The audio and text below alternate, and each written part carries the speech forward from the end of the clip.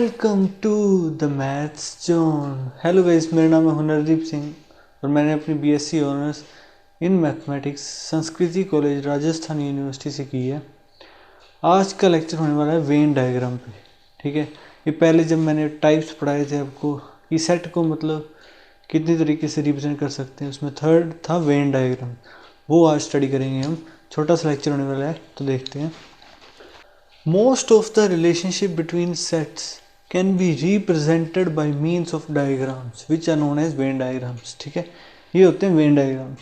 इसमें हम रेक्टेंगल कोई भी शेप बना सकते हैं, उससे हम सेट को रिप्रेजेंट करते हैं। बट यूजुअली जो हम शेप्स यूज़ करते हैं वो होती है रेक्टेंगल, जो कि यूनिवर्सल सेट के लिए, और सर्कल्स जो कि सेट्स के लिए हम यूज़ करते हैं। ठीक है, यूनिवर्सल सेट के लिए हम रेक्टेंगल यूज़ करते हैं और इससे हम रिलेशनशिप बता सकते हैं कि सेट के बीच में क्या क्या रिलेशनशिप है, कौन से एलिमेंट्स कॉमन है या मतलब कौन से कॉमन नहीं है। ठीक है, बहुत रिलेशनशिप हम देख सकते हैं। Most of the relationship between sets can be represented by means of diagrams which are known as Venn diagrams. The universal set is represented usually by a rectangle. ठीक है, तो ये रेक्टेंगल बना हुआ है and its subsets by circles. Universal set के जो subsets हैं उन्हें हम सर्कल्स के थ्रू हम रिप्रेजेंट करते हैं। नोटेशन फॉर एलिमेंट्स, इनके एलिमेंट्स के लिए क्या रिप्रेजेंटेशन है, क्या नोटेशन है, वो है डॉट। डॉट से मतलब रिप्रेजेंट करते हैं हम। अब एग्जांपल ले लेते हैं हम कैसे, मतलब इसे इसका मतलब पिक्टोरियल सेट का पिक्टोरियल रिप्रेजेंटेशन कैसे बनाते हैं। ठीक है, तो देखते हैं। देखिए, हमारे पास अगर मान लो कि सेट है ए, ये दे रखा है, और यू से हम रिप्रेजेंट करते हैं यूनिवर्सल सेट को।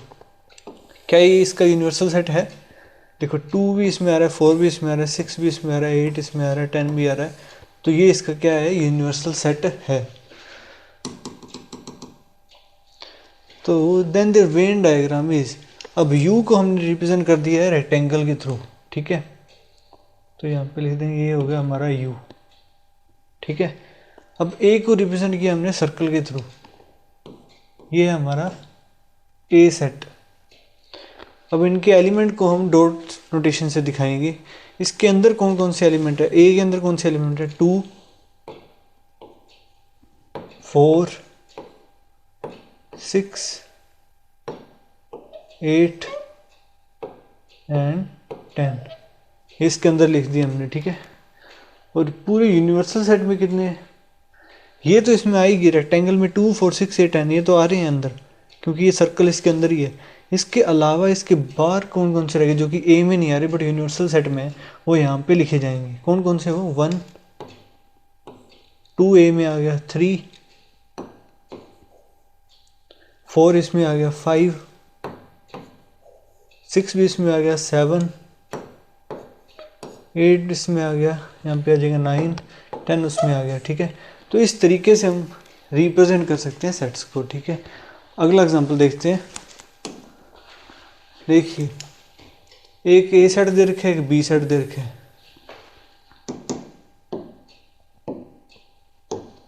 ठीक है, और एक यूनिवर्सल सेट। तो इनका वेन डायग्राम कैसे बनाएंगे? पहले हम यूनिवर्सल सेट का रेक्टेंगल बनाएंगे। ये हमारा क्या हो गया? Universal set. अब ए एक सर्कल ड्रॉ करेंगे, दूसरा सर्कल ड्रॉ करेंगे।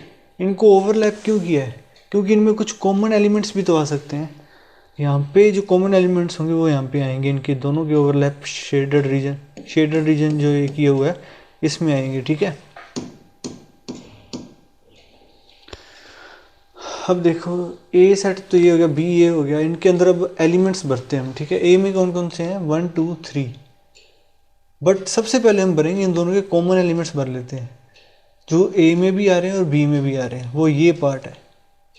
कौन कौन से वो एलिमेंट है? देखिए, 3 सिर्फ एक एलिमेंट है, वो यहाँ पे आ जाएगा, जो कि इन दोनों में कॉमन है। इसके अलावा जो ये रीज़न है जिसमें ए के एलिमेंट्स आ रहे हैं बट बी के एलिमेंट्स नहीं आने चाहिए इसमें। ठीक है, और ये वाला इसमें बी का पार्ट है, ये इसमें ए का कुछ भी पार्ट नहीं आना चाहिए। ठीक है, वो वाली चीज़ है। अब देखते हैं इनमें एलिमेंट्स। ए में 1 और 2, बी में 4 और 5,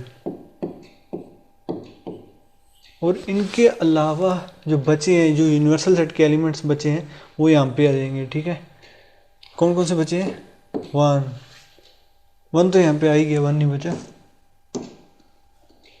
2 भी आ गया, 3 भी आ गया, 4 भी आ गया, 5 भी आ गया, 6 7 कहीं भी लिख दो, 8।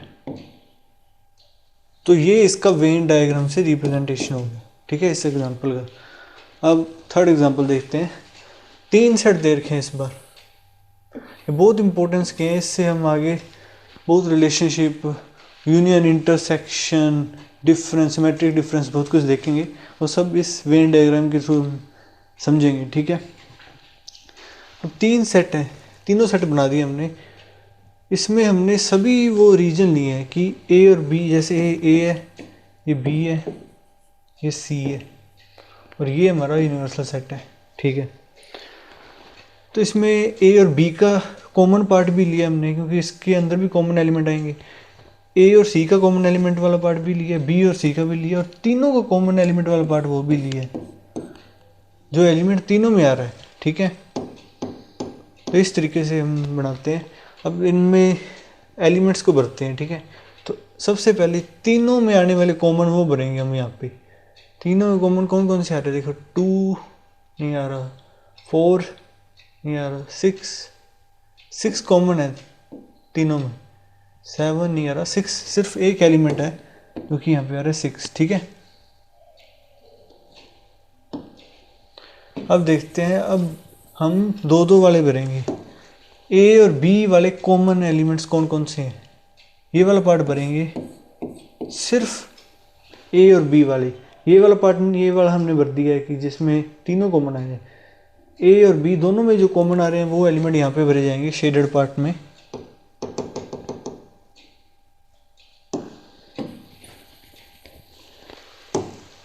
तो देखो कॉमन क्या आ रहा है इसमें, 4 और 6, तो यहाँ पे आ जाएंगे 4 और 6 नहीं आएगा, सॉरी 6, क्योंकि तीनों में कॉमन है। ये कौन सा पार्ट है? ये सिर्फ 2 में कॉमन वाला पार्ट है, तो इसमें सिर्फ 4 एलिमेंट आ जाएगा। ठीक है, अब हम देखते हैं ए और सी वाले, जो ए और सी में है, सिर्फ बी से कॉमन नहीं, ए और सी वाले कॉमन। 2 4 6 तीनों में कॉमन है, 7 आएगा इसमें। ठीक है, ए और सी वाले कॉमन में 7। अब देखते हैं हम बी और सी का कॉमन, बी और सी का कॉमन। इसमें 1 3 6 सब में कॉमन है, तो वो नहीं आएगा इसमें। 4 9 आ जाएगा इसमें, यहाँ पे आएगा 9।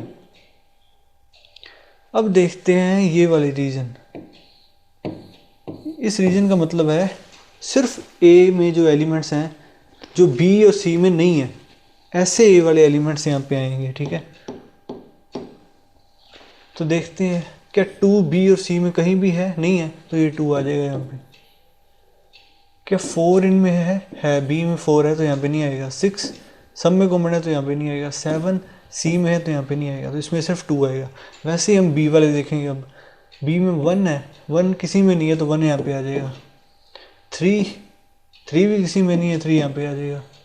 6 तीनों में कॉमन है तो वो नहीं आएगा इसमें। 4 वो ए के पास है तो वो भी नहीं आएगा। 9 वो सी के पास है, वो नहीं आएगा, तो इसमें भर दिए। अब देखेंगे हम सी वाले में। ठीक है, 7 ए में है तो ये नहीं आएगा। 9 बी में ये नहीं आएगा। 6 तीनों में कॉमन है, ये नहीं आएगा। 8 किसी में नहीं है, सिर्फ सी में, तो वो यहाँ पे आ जाएगा। इसके अलावा हम देखते हैं अब यूनिवर्सल सेट। इन ए बी और सी के एलिमेंट्स के अलावा जो यूनिवर्सल सेट में एलिमेंट्स बचे हैं वो यहाँ पे आ जाएंगे। जो ये मैं शेडेड रीजन बता रहा हूँ ना, इसके अंदर भरे जाएंगे वो जो एक्स्ट्रा एलिमेंट्स यूनिवर्सल सेट के बचे हैं। ठीक है, वो भरते हैं। अब देखो 1 तो इसमें आ रहा है, 2 भी आ रहा है, 3 भी आया हुआ है, 4 भी आया हुआ है। इसमें देखो 5 नहीं है कहीं, तो 5 आ जाएगा यहाँ पे। 6 भी आ रहा है, 7 भी आ रहा है, 8 भी आ रहा है, 9 भी आ रहा है, 10 नहीं आ रहा और 10 आ जाएगा। तो इस तरीके से हम वेन डायग्राम के थ्रू सेट्स को रिप्रेजेंट करते हैं। ठीक है, so thank you for watching this video. आज का लेक्चर यहीं ख़त्म होता है। आज के लेक्चर में हमने पूरा वेन डायग्राम पूरा ढंग से समझा, उसके एग्जांपल्स के थ्रू मैंने आपको समझाया। ये तीसरा रिप्रेजेंटेशन होता है। पहला हमने पढ़ा था रोस्टर फॉर्म। सेट को रिप्रेजेंट करने के 3 तरीके होते हैं। पहला roster form, second set builder form, third Venn diagram. उन दोनों के बारे में हमने डिटेल से पढ़ा था। अब वेन डायग्राम रह गया था, वो मैंने पूरा डिटेल से बता दिया एग्जाम्पल के साथ। अगर आपको ये लेक्चर अच्छा लगा हो तो लाइक शेयर और सब्सक्राइब कर देना और नोटिफिकेशन की घंटी दबा देना, ताकि मेरे आने वाले लेक्चर्स के नोटिफिकेशन आपके पास सबसे पहले आए। तब तक के लिए बाय।